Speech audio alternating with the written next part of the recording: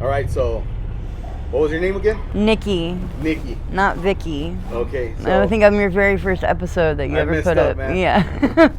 So, how's everything been? How you doing? It's been better. I'm actually inside somewhere. So yeah. I'm waiting to I have a voucher coming.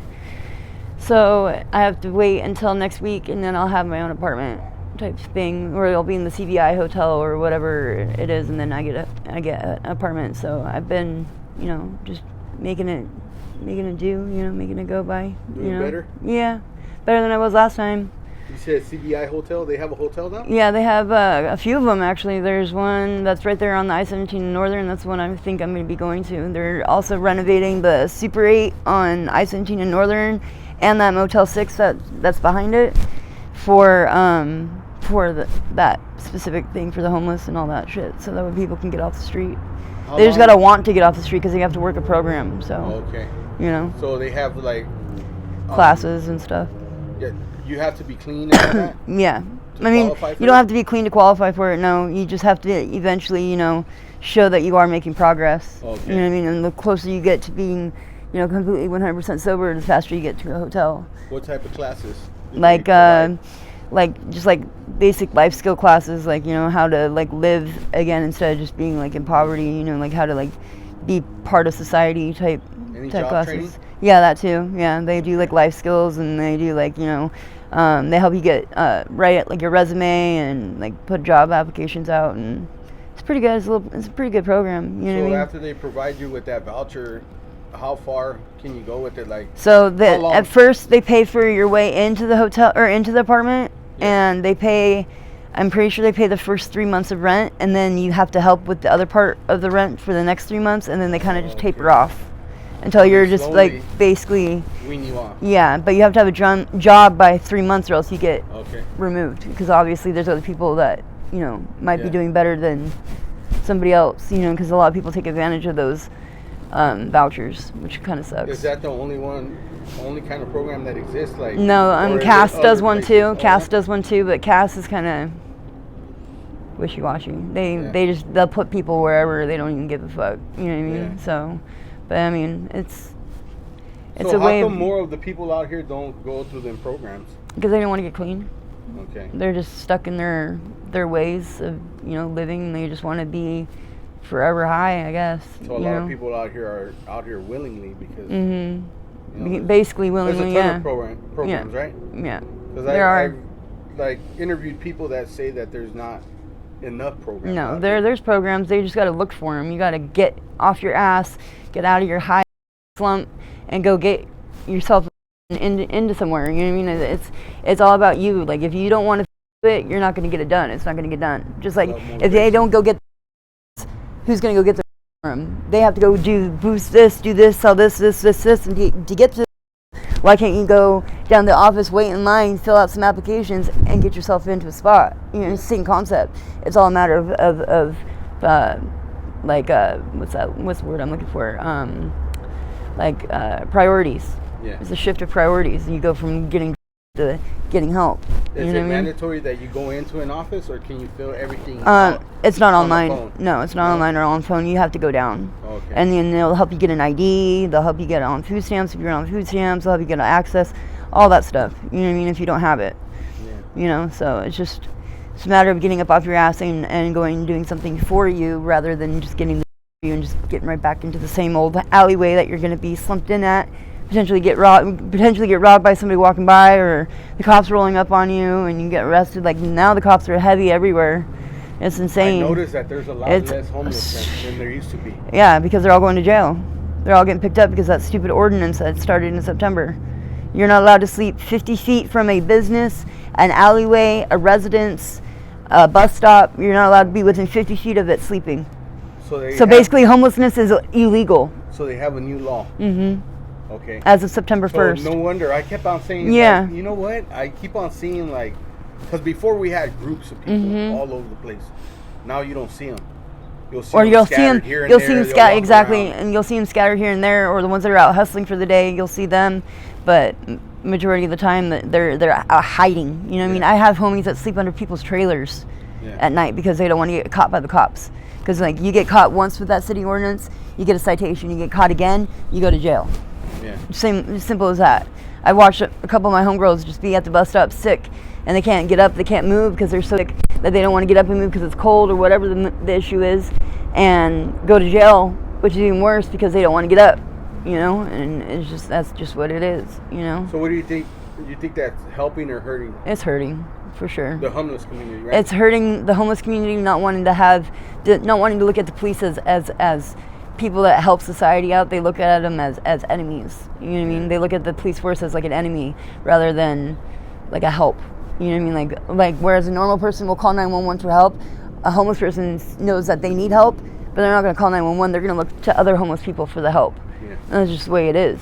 You know what I mean? Like, just like the other night or the other day, there's a homegirl of mine that was ODing in the field that was over there on 27th and Northern, and no one had Narcan. And so I ran down the street and asked about like 5 or 6 different people who had Narcan.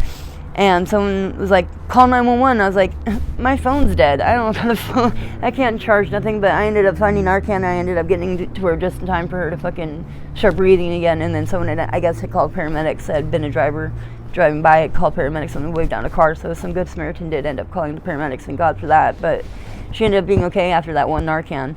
So, I mean, it's a scary thing, but like I said, they don't call police. Like, homeless people don't call police, they don't call ambulance, they don't call the fire department until, like, it's like a last resort thing, whereas someone that's normal will call the police right away type shit. You know what I mean? Because the police are just so brutal to the homeless. They look at the homeless like they're lesser people, but we're still people. Yeah. We're still here. We have to be somewhere, we can't be nowhere. Just like they had certain alleyways that were just littered with homeless. You could walk down it and it's just camp. Now you don't see that no more, and it's crazy. It's like we keep getting like on where I'm over at. They keep moving people out of this alleyway, and it's just like people just keep coming back, and they just keep coming back, and the cops keep driving through, and the cops don't stop. They just drive on through and honk their horn a few times, and everybody knows that, okay, now it's time to get up and we got to leave and leave for a little bit, and then they always come back.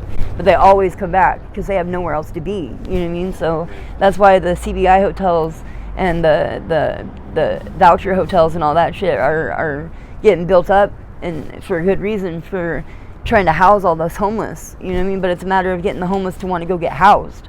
You can't take a horse to water and force it to drink water, you know what I mean? Lead a horse to water and yeah, make it drink. Exactly. So, like you just kind of hope that, hey, here it is, hopefully they go. Yeah. But, you can't, like you said, you can't force somebody to do anything, and they got to do it on their own.